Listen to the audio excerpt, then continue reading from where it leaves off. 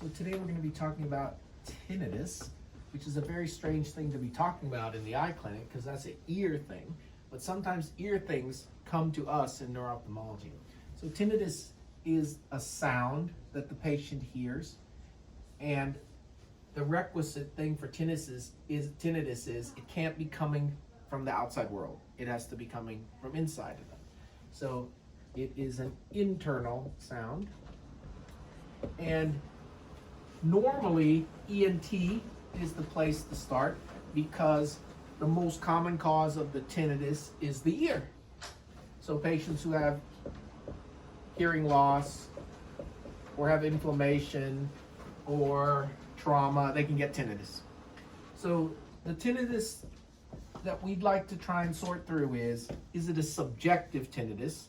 The patient is the only person that hears it. It's coming from the ear, they have hearing loss. That goes to ENT first.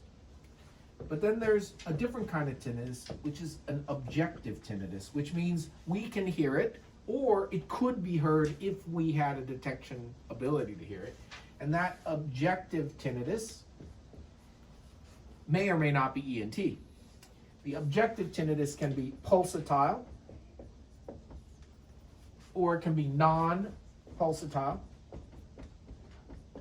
and it can be synchronous, or it can be asynchronous with our pulse. So it can be pulsatile and pulse. Pulse synchronous pulsatile tinnitus, or non-pulsatile. That is an objective tinnitus. So the tinnitus that we are worried about in neuro-op is from increased intracranial pressure, and the most common cause that we see is idiopathic intracranial hypertension. So that normally produces a pulse synchronous tinnitus, and it's presumed to be caused by the venous sinus narrowing that occurs at the distal transverse sigmoid junction, and that high flow across that stenotic segment is what the patient hears. They hear this whooshing sound across that stenotic segment. The other way that this can come to us is from vascular lesions, and just having high pressure like hypertension or carotid disease or any kind of vascular tumor or vascular malformation like glomus tumor can produce the subjective sound. And normally when it's a vascular lesion, we call that a bruit if we can hear it, but it can be mistaken for or mimic tinnitus. The other kinds of things that come to us that you need to know about are different sounds that the patient hears. And those kind of are called tinnitus, even though they're not really ringing. And the tinnitus that you need to differentiate is the click. So patients can hear a clicking sound. One of the most common is TMJ. So when patients have TMJ, when they open their jaw or they move it from side to side, they hear a clicking sound. I have it myself. And it's reproducible when they open their jaw or move their mouth. So you have to palpate and auscultate for the clicking sound. Sometimes the patients have the clicking sound and something is doing the clicking. And the things that come to us are the superior tendon click syndrome. So there's something in the tendon, and so when the muscle moves through the tendon sheath complex in the superior oblique area, they can have a clicking sound and have palpable abnormalities on the superior oblique. And the clicking sound could be from the eustachian tube in the inside the mouth that is connected to the ear. And you have two muscles that control this. One is in your ear with cranial nerve 5, and the other is in your ear from cranial nerve 7. The cranial nerve 7 innervated muscle is the stapedius. The stapedius holds the stapes, and the stapes is one of the muscles in the ossicular chain that hold the membrane.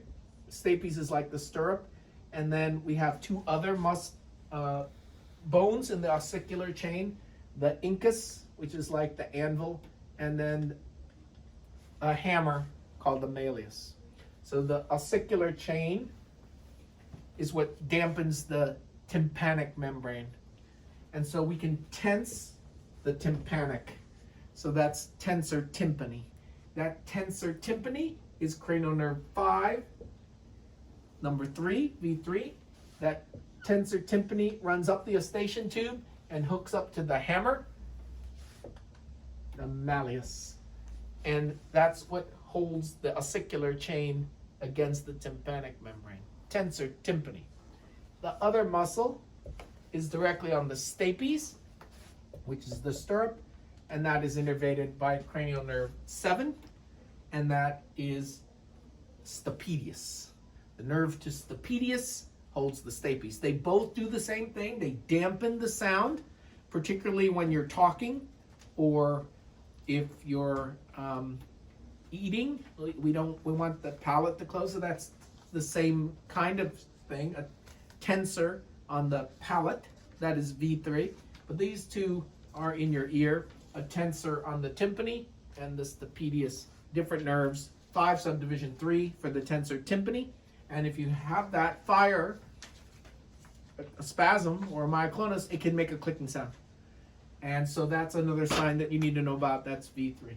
So you need to know a little bit about tinnitus, the sound that's generated inside of you, not outside of you, the subjective form versus the objective form, pulse synchronous versus non-pulse synchronous, pulsatile versus non-pulsatile, and a clicking sound, either the superior oblique tendon click syndrome, TMJ, which is over the joint, or tensor tympani clicking sound in your ear from V subdivision 3.